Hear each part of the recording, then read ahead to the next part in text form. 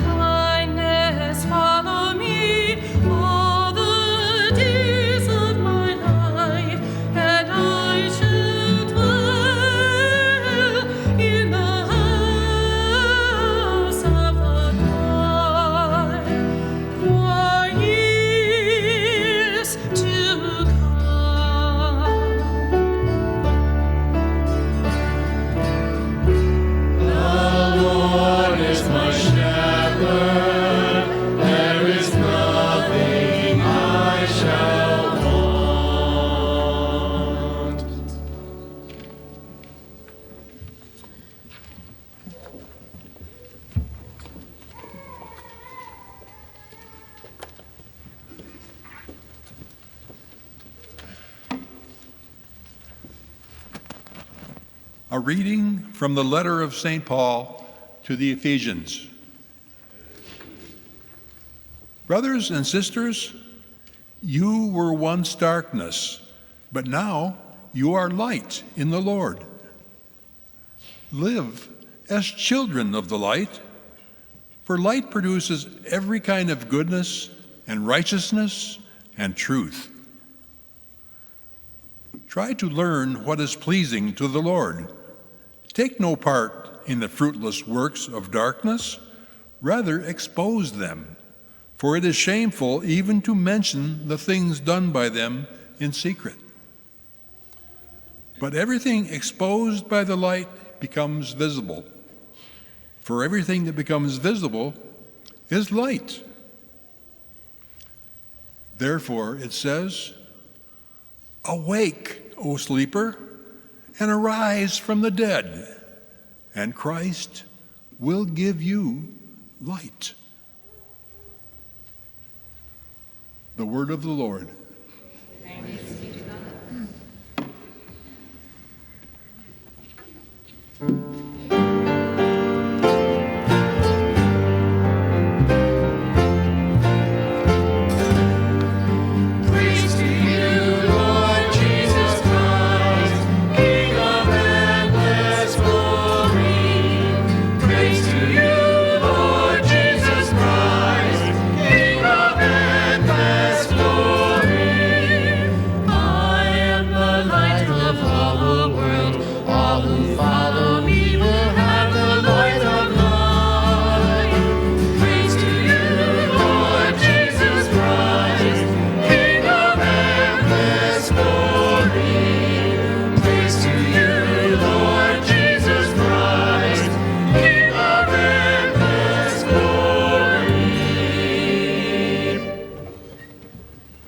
The Lord be with you. And with your spirit. A reading from the Holy Gospel according to John. Glory to you, Lord. As Jesus passed by, he saw a man blind from birth. His disciples asked him, "Rabbi, who sinned, this man or his parents, that he was born blind?" Jesus answered, "Neither he nor his parents sinned. It is so that the works of God might be made visible through him. We have to do the works of the one who sent me while it is day. Night is coming when no one can work. While I am in the world, I am the light of the world." When he had said this, he spat on the ground and made clay with the saliva and smeared the clay on his eyes and said to him, "Go, wash in the pool of Siloam," which means sent. So he went and washed and came back able to see. His neighbors and those who had seen him earlier as a beggar said, "Isn't this the one who used to sit and beg?" Some said, "It is." But others said, "No, he just looks like him." He said, "I am." So they said to him, "How were your eyes opened?" He replied, "The man called Jesus made clay and anointed my eyes and told me, 'Go to Siloam and wash.' So I went there and washed and was able to see." And they said to him, "Where is he?" He said, "I don't know." They brought the one who was once blind to the Pharisees. Now Jesus had made clay and opened his eyes on a Sabbath.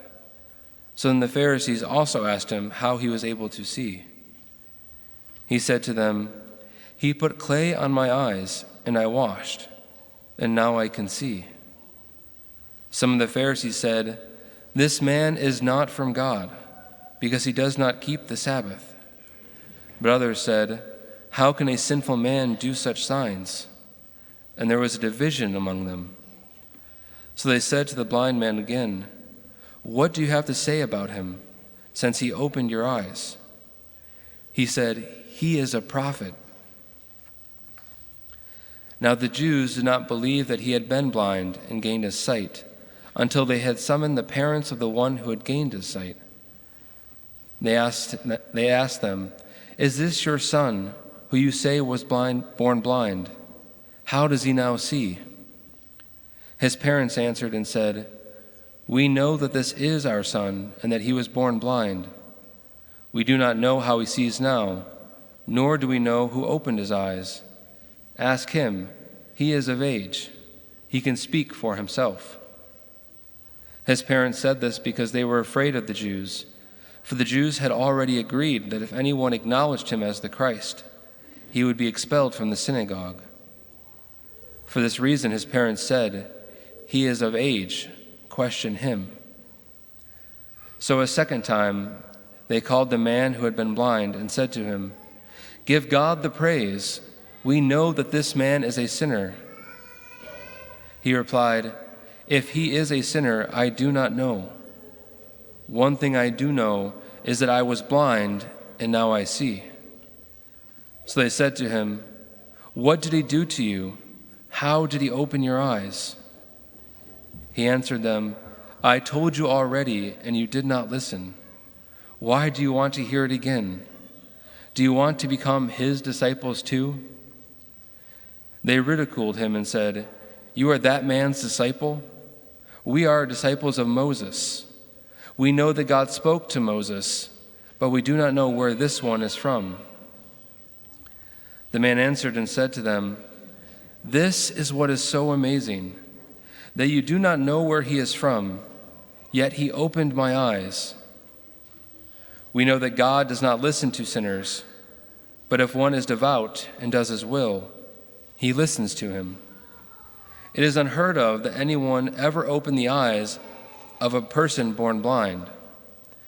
If this man were not from God, he would not be able to do anything." They answered and said to him, "You are born totally in sin, and are you trying to teach us?" Then they threw him out. When Jesus heard that they had thrown him out, he found him and said, "Do you believe in the Son of Man?" He answered and said, "Who is he, sir, that I may believe in him?" Jesus said to him, "You have seen him. The one speaking with you is he." He said, "I do believe, Lord," and he worshipped him. Then Jesus said, "I came into this world for judgment, so that those who do not see might see, and those who do see might become blind." Some of the Pharisees who were with him had heard this and said to him, "Surely we are not also blind, are we?" Jesus said to them, "If you were blind, you would have no sin. But now you are saying, 'We see,' so your sin remains." The Gospel of the Lord. Praise to you, Lord Jesus Christ.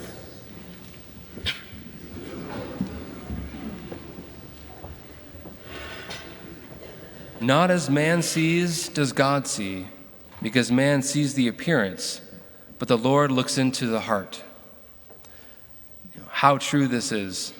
We tend to just look on the surface. We tend to see other people and see them as not so good, as somehow less of a value. We look at ourselves and say, "Oh, I'm not that good of a person. That person's definitely better than I am." But we're only looking on the surface.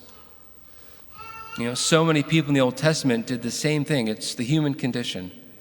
If you think back throughout the Old Testament, we have people like Abraham, Moses, Gideon, David, even Samuel in the first reading, right?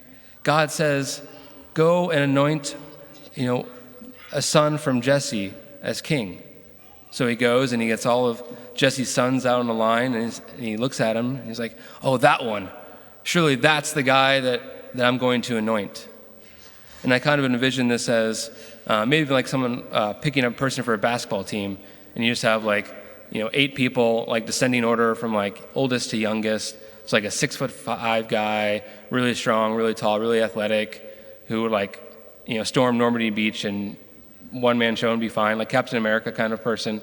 Then you have a really 5-year-old, right? So just kind of that age range, and he's like, "Oh, clearly that guy, the guy who can do everything by himself.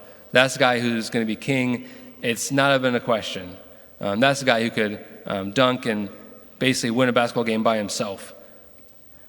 But God says, no, like, you're looking at the appearance. You're judging from his lofty stature. But I have rejected him, God says, right? Because man sees the appearance, but I look into the heart. God intended David, the youngest, to be anointed king. God chose the unlikeliest person, but he was able to do great things through him. King David was probably one of the most predominant figures in the Old Testament. I mean, he wrote almost the entire book of the Psalms, which is incredible. He even does the same thing in the New Testament when Jesus picks the 12 apostles. He picks the unlikeliest people. He picks fishermen, tax collectors, zealots, people who have, really no power, no authority in that age. They were seen as less of a people. But God chose them to do great things, to start his church, to change history as we know it. He wants to do the same with you and with me. Now you might be saying, Deacon Corey, no, he does not want me. I'm not good enough. I'm not smart enough. I don't have the talents. Maybe I'm not even pretty enough. I have nothing to offer the world. I have nothing to offer him. I sin so often. I keep on falling. There's no way he wants me. But let me tell you, those are lies from Satan. God does want you. You are enough. You are loved beyond all measure and all doubt. For you are beloved sons and beloved daughters of the Most High. Don't forget it. He knows who you are. He knows what you have done and what you can be. Because although man looks at the appearance, God looks at the heart. Not only does he want you, but he chooses you. He has chosen you to be his very own. That's one reason why the church gives us this Sunday as a sure hope of what's to come in Easter. We get to take a moment, a break from kind of the darkness, the suffering that is Lent. And we get to kind of be joyous. That's why Father and I get to wear these really cool vestments, robes, which are great. Only twice a year. Got to dust them off, but they're beautiful.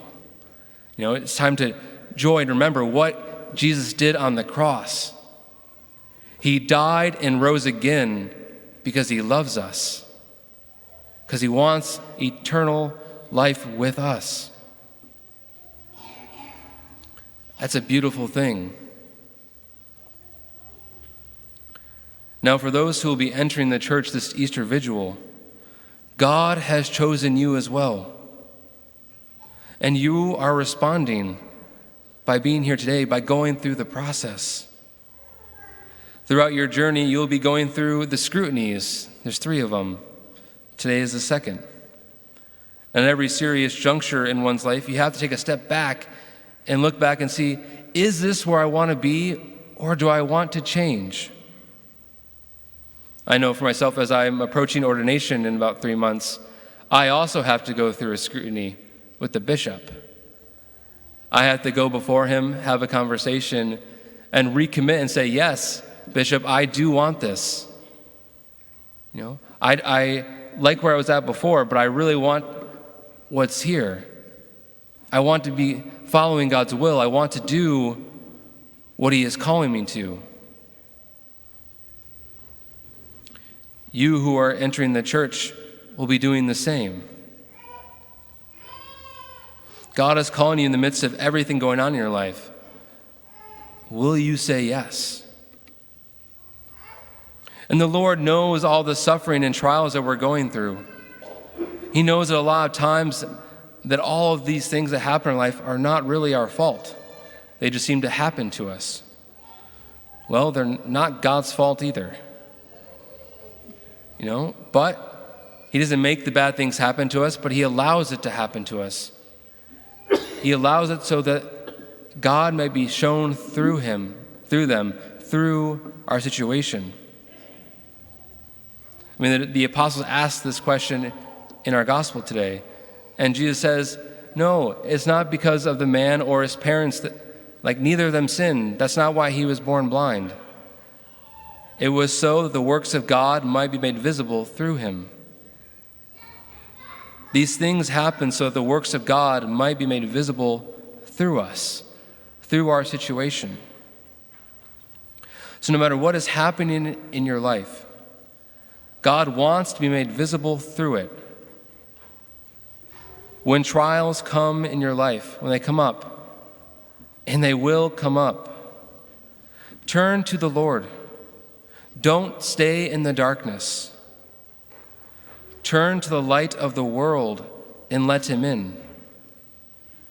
When you do so, he will transform those moments, and you'll be able to share with other people what God is doing in your life. You will begin to change history, your own, but also the world. And so as we approach Jesus in the Eucharist in a few minutes, who looks into the heart, let us open ourselves up to him and say yes to doing his will.